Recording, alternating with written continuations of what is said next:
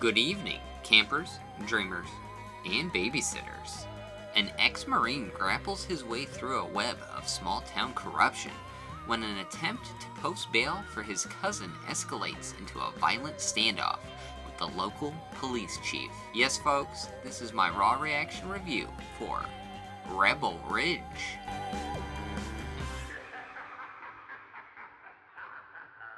First off, I want to thank the folks over at Netflix for letting us check out this flick a little bit early. I gotta be honest, I'm a pretty huge Jeremy Saulnier fan, and when I heard that he was working on this project, this long-awaited project, I had really been anticipating it. This one seems like it's been going on forever with casting changes and just the pandemic. It just seemed like this one was never going to come out. So when this was slated on Netflix list to be coming out in September, I got really excited, being a big fan of his filmography with Blue Ruin, Green Room, and even Hold the Dark. So this one was pretty exciting. I think from the synopsis, some audiences may look at this one and say, what really can you add to a genre like this or a story like this to make it very unique or different? And Jeremy Saulnier, with his storytelling, with his character work, I gotta say, if someone was going to make this feel different, a story that maybe we've seen recycled a few different times, it would easily be him.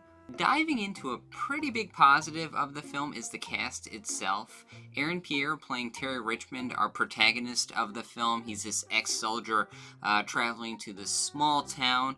And, you know, we have some questionable incidents happen. I gotta be honest, I really did resonate pretty heavily with him.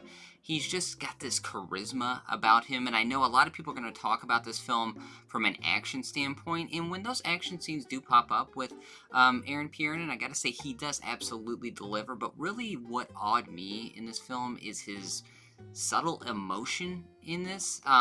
He has these moments of where he kind of just sits and the camera focuses on him, and it's nothing over the top emotional. He's really subdued in his delivery, and I gotta say that's something that really captivated me when he is just emotional and has those tears streaming down his face.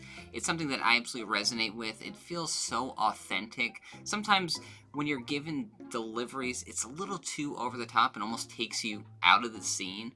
But Aaron Pierre's delivery and his emotions really make you hit with this film. And of course, we have Anna Sophia Robb playing Summer McBride here, kind of his partner in crime, if you will, as they are tackling the police force of the small town, and they give her a really somber but great backstory. Her motivation here is absolutely great. It makes you feel for her. There are some really emotional moments in here where you just want to see her make it through. They dive into some darker stuff here of what some of the issues that she's dealing with and trying to better her life, but kind of almost falling back into this lifestyle, not necessarily by her choice.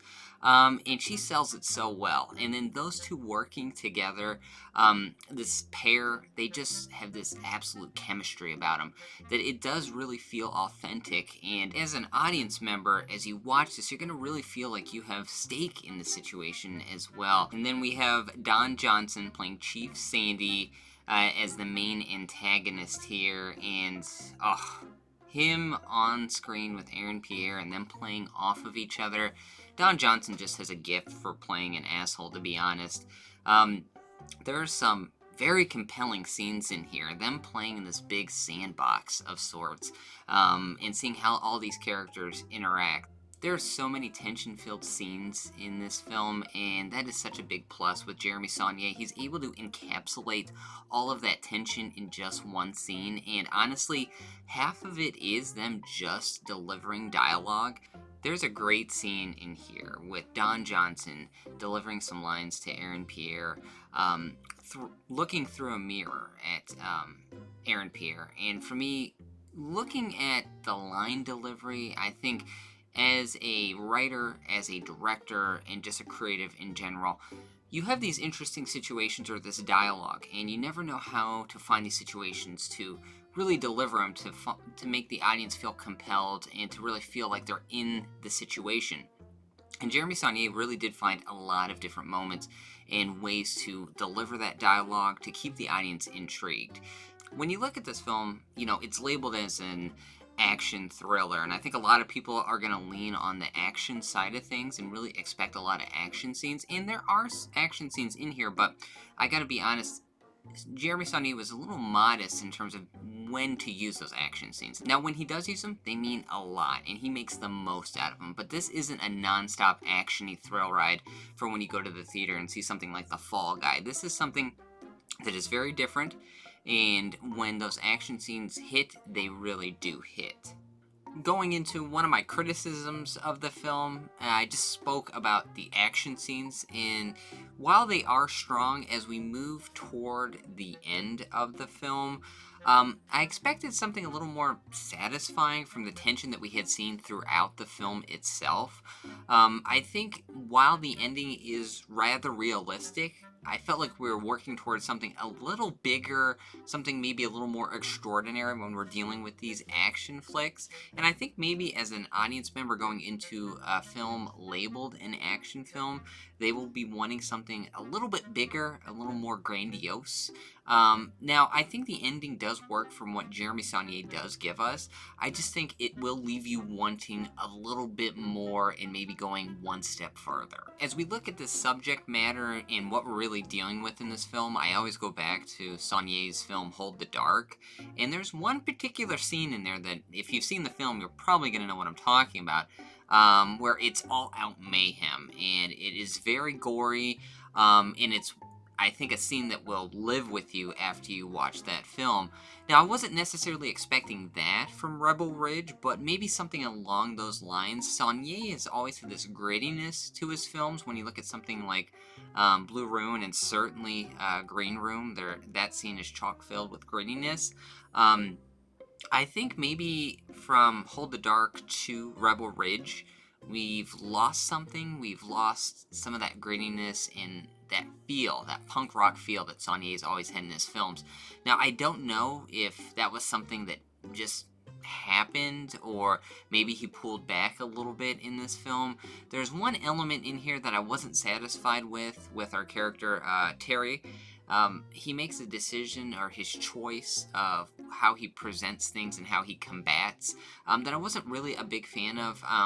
I understand the idea behind it, but, I think the beauty in character development is those shades of gray that we present, and unfortunately I think Saulnier was a little bit timid in terms of presenting Terry with those shades of gray, and more so wanted him in line with a basic protagonist, which, it works for what we're given, but I think you really could have taken that one step farther. And then really my last criticism, which is really only minor, the film does run a little long, and they do present a lot of information, some of which you can obtain rather quickly, but it seems like they kind of harp on it a little bit and maybe over-explain some of the situation, whereas I think as an audience member we'll be able to really pick up on what exactly is going on. So, I think maybe sometimes we draw out some of the situations when we could have just kind of cut them down a little bit, shaved off some runtime, and really got to our conclusion rather quickly. But overall, I gotta say this was a fun watch.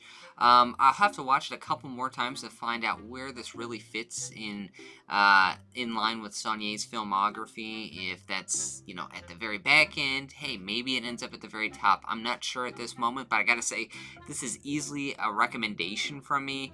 This drops on Netflix September 6th, so put this on your watch list for the weekend. A lot of great stuff is coming out over the weekend, but put Rebel Ridge on there as well to check that one out. Some great performances, some interesting storytelling, and a lot of great tension. So definitely make time this weekend, watch some Rebel Ridge for some great performances. And also, peruse the channel. We got a lot of great reviews up, some top 5s coming up as well. Dylan just checked out Beetlejuice, so check out that review. And of course, spooky season is on the horizon, so we got a lot of fun stuff we're cooking up behind the scenes as well. But until next time, I'm Luke Janesco, and stay scared. Do the horse shit, gonna do it live, 'cause Splattercast kick it every day they live. Splattercast, gonna smash your ass. Splattercast, gonna smash your ass. Splattercast, gonna smash your ass. Splattercast, gonna smash your ass. Splattercast.